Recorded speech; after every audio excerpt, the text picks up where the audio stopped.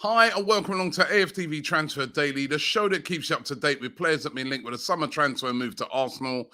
One more day to go until Arsenal play against Crystal Palace, visiting Selhurst Park. I mean, I don't know about you guys. I hate when our games are on a Monday and you got to watch everybody playing, watching Tottenham play yesterday, watching Man City play and win, and you got your game on the Monday. It brings a bit of extra pressure actually when your game's on the Monday because you've kind of seen what everybody's done at the weekend and you're kind of under pressure to get a result. So looking forward to that game tomorrow night. It's a big one for Arsenal. We won there last year 2-0. It was our first away game of the season last year, first away game again this year. And always a hostile place to go to. But if we can go there and get a result, that'd be 2-2, and we'd be off to a really, really good start. Who's going to be playing in that left back position is going to be the interesting one. Who's going to be replacing Jurrien Timber? That is the overall question. Or will we bring anyone in at all to replace him? Few players definitely still on the cards. Yesterday, the Express still talking about Timothy Castagna of Leicester. Didn't start for Leicester yesterday in their 2-1 win over Cardiff, but he's still said to be a player that Arsenal are taking a look at.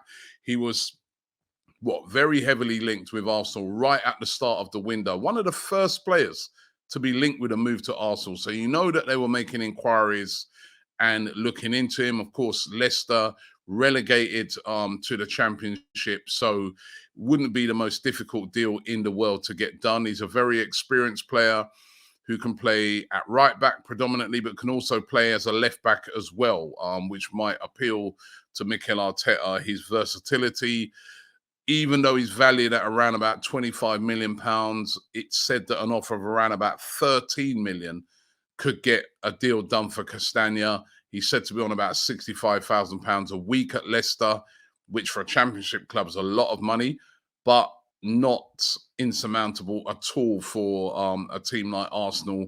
So could they make a move back in for Castagna before the end of the transfer window? Keep an eye on that one.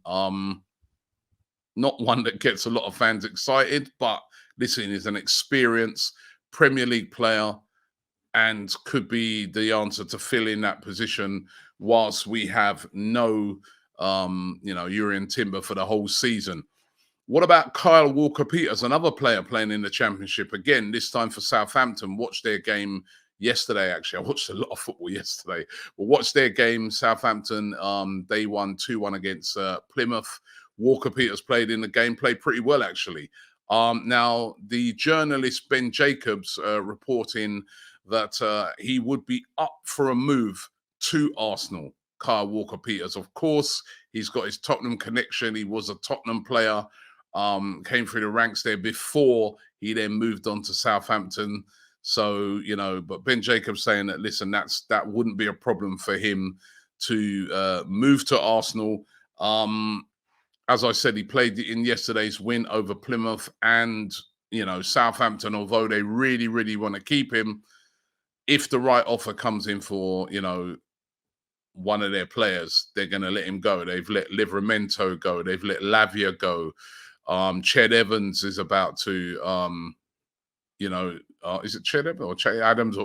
Anyway, their striker up front is about to leave as well, right, for Everton. So much as they want to keep these players, they know the position that they're in. They're in the Championship at the moment, and if Arsenal came in with a bid, surely they could get Kyle Walker-Peters, who again, versatile enough to play as a right back and can also play as a left back and has Premier League experience. So again, another one to keep an eye on. This rumor emerged today. It comes from a publication called Black's News. It's a publication that reports predominantly on news around Barcelona. And they're linking today, they say they've got an exclusive linking Jules Kounde of Barcelona and also big French international with a move to Arsenal. Now, for me, he would be the absolute perfect replacement for Jurrien Timber because he's very similar in that he can play multiple positions and he can play them very, very well. At Barcelona, he's, they bought him in as a centre back, and he plays predominantly as a centre back for Barcelona. But he can play as a right back as well. We've seen him play as a right back in the World Cup for France. He can play as a left back as well. He's a very versatile player. He can play anywhere across that back four. He's right-footed as well, just like Timber, so could cover that right-hand sided centre back. But he's at Barcelona, and Barcelona only bought him in 2022. He's had injury issues and that, but he is, battling to be sort of a permanent Barcelona player. I mean, he doesn't really want to leave at the moment, but we know with Barcelona that, again, if the price is right, they will let a player go. I mean, they've let Ousmane Dembele go. I know there was sort of this sort of release clause thing, but they let him go. They're on the verge of signing Cancelo, but they just have not got the funds at the moment to be making big moves in the transfer market, what you've kind of become accustomed to seeing Barcelona do over many, many years. That is gone. Right now, they still got a lot of financial problems. So could Kounde be tempted to leave Barcelona and come to Arsenal? It would not be cheap. He's valued at around about 60 million pounds. It would probably take something between 50 to 60 million pounds to get a deal like this done. As I said, only signed for Barcelona in 2022. Could Arsenal get this one done? I mean, it would be a perfect replacement, almost like, the perfect replacement for a Urian Timber, but not an easy one to get done. But, there's links linking him with a move to Arsenal today. Let's see if anything comes of that. Nuno Tavares, who I spoke about on yesterday's show, saying that he's very close to a move to Nottingham Forest. There was lots of talk yesterday that they've been talking, and a deal like that is getting really, really close to getting done. However, learning now that deal's become really, really complicated. Tavares not right now on the verge of that move and is considering some of the other options that are out there. There's a lot of teams that are interested in buying Nuno Tavares. Remember, I spoke about it last week that Werder Bremen and also Wolfsburg were interested in him.